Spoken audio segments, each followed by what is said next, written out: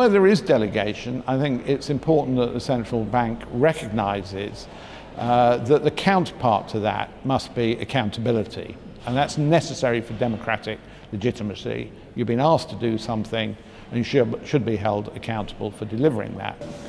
I mean, the more the wider public understand why they're doing what they're doing, the better.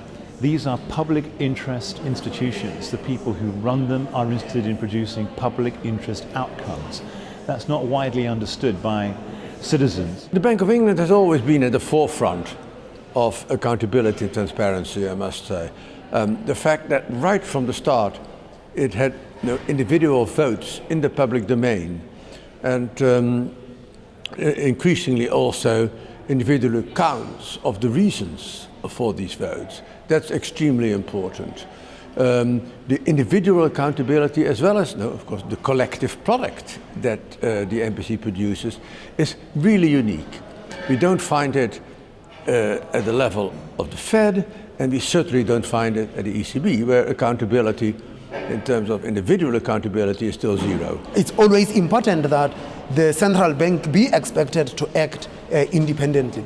But for the central bank to be independent, it is also important that it ends that independence. Writing the independence in the law is one thing.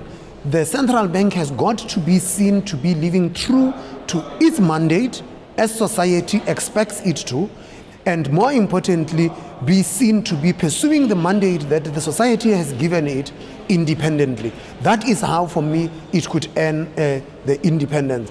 But it also means that the central bank has to communicate its mandate with society, with the broader public, in a language that the broader public actually understands. I think transparency is very important.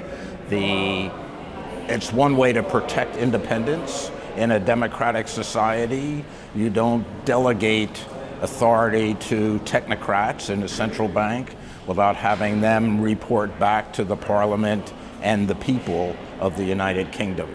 And you have to be willing to explain what you're doing, why you're doing it, the risks you see to the financial stability, the mitigants you're putting in place to deal with those risks. That protects independence. So transparency is a key piece of accountability for an independent financial stability authority.